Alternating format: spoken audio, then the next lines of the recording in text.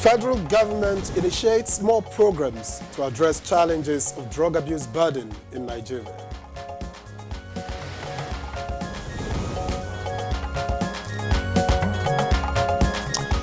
And hope in the horizon as Nigerian government introduces agricultural certificate for export. And on Good Morning Nigeria today, we shall take a look at the outcome of the Northwest Peace and Security Summit, and much later, the 2024 MSMEs Award. All right, a few days ago, precisely on Tuesday, we brought you the Northwest Peace and Security Summit. Now, that summit has ended in Katsina State, and there are high hopes that insecurity will take the backseat, if not minimized to the barest minimum, and of course, the much needed peace restored going forward. Well, an earnest desire, Claire, if you ask me, going by the indices of insecurity in not just that region, but in the country as a whole. Well, Good Morning Nigeria on Tuesday assembled guests from Katsina and here in Abuja to examine what this will portend for the nation. All right, the much we know about the outcome of that meeting is that security experts called for development of a work plan, of course, with specific timelines for implementation of the resolutions. And it is expected that the resolutions and the action plans and implementation will bring lasting solution to the security crisis in that region. Now, also suggested is the composition of a monitoring team to follow up on the issues discussed at the summit. And they say, of course, that will be necessary. And going by the data provided by one of the guests, about 40% of kidnap cases in Nigeria takes place in the Northwest region. And they agree that the summit comes at a critical time when security challenges in the Northwest geopolitical zone is escalating, especially banditry. Absolutely, and the situation leaves in its trail significant loss of lives, property, and severe disruption of livelihoods. Indeed, the IRC, that's of course the International Rescue Commission, says the level of humanitarian crisis in that region is alarming. And security experts have also attributed the situation to poverty, not forgetting the porous borders, unmanned, grasslands, proliferation of small arms and light weapons. All of these, were, mentioned, and they also reiterated the need for coordinated action to restore peace and stability in that area. Well, they also insist that key players who were at the summit, which is in collaboration with the United Nations development programs, should go beyond interrogating the root causes of the Northwest crisis to developing a framework for addressing them with implementation plans and timelines.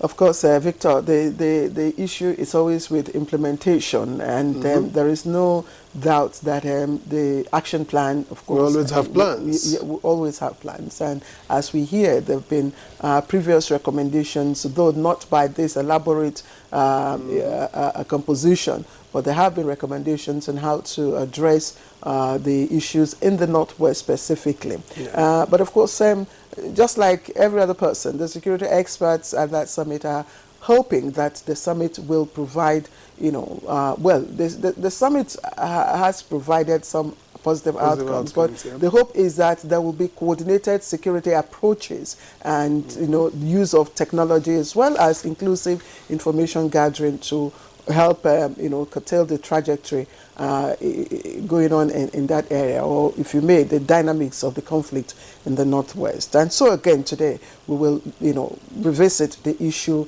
of the Northwest Peace Summit, which, as we said earlier on, has just ended in Katsina State. And there are the resolutions that we will be looking at. If they are made available, we will be, discussing some of those resolutions. We will have one or two security experts who were part of the summit in Katsina to really brief us and, give us probably, the lights. An action plan? The lights. From what they say, we'll be able to decipher whether or not we're on track. Mm-hmm. All right, so I am Claire Adilabo Abdulrazak, and thank you for being our company this morning. Well, we've hinted earlier that we do have a second topic, which is on the 2024 MSMEs Day. I am Victor Azo. Thank you for joining us. We are reaching you on the network service of the NTA. Newspaper review will come a bit later, just so that Mina Daniels can deliver highlights of the morning news. Good morning, Mina. Very well, Victor. Good morning to you. And Claire, good morning, Nigeria. Here now is the morning news. A mixed reactions trailed the proposed amendment to the Police Act, proposing review of the services of police personnel from 35 to 40 years in service and 60 to 65 years as retirement age. At a one-day public hearing on a bill for the Act to amend the Nigerian Police Act 2020 and related matters, the House Committee on Police Affairs received submissions from divergent views. The extension of the service years of Nigerian police officers offers a unique perspective on the complexity of modern-day policing. Crime governance in the 21st century demands strategic police crime management expertise and tools. It is critical to the development and strengthening of the Nigerian police force. As such, the committee cannot unilaterally decide on the proposed bill. Some good news. Nigeria is initiating more programs that will improve access to drug use prevention, early detection and treatment services to address the challenges of a current national and global drug abuse burden. This was contained in a message of the Coordinating Minister of Health and Social Welfare, Professor Mohammed Ali Pate, at a news conference in Abuja to commemorate the International Day Against Drug Abuse and Illicit Trafficking 2024. Each one of you to join hands in this noble cause. Investing in prevention today will yield dividends of a healthier, safer tomorrow. Nigeria will continue to contribute positively in the global effort to contain the consequences of illicit substances. As we commemorate the World Drug Day, let us renew our commitment to prevention. The federal government has introduced an integrated export and import certification system for easy movement of agricultural produce in and out of the country. The certificate, which will be issued by the Nigerian Agricultural Quarantine Service, is also aimed at addressing issues associated with the rejection of Nigerian agricultural produce.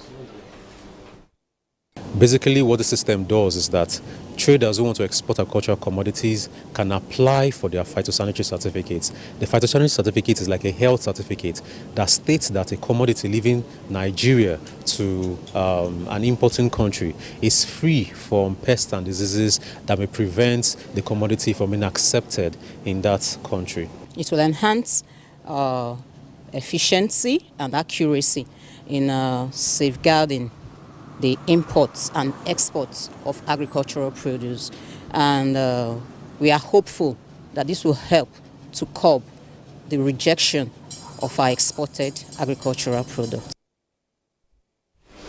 Unwholesome land practice has been reported to be one of the causes of most climate impact man is facing today, with about 10 billion livelihoods dependent on land use on the verge of vanishing if aggressive land restoration is not undertaken before 2050. This was one of the topical issues discussed at the 2024 World Desertification and Drought Day, organized by the Federal Ministry of Environment. Resolve to use our land in a more sustainable manner. We should not overexploit the land. Overgrazing should be avoided. Take like 40 years before we can get close to addressing the level of degradation. And those are the highlights of the news this morning. Good Morning Nigeria continues with Claire and Victor after this commercial break. Please don't go.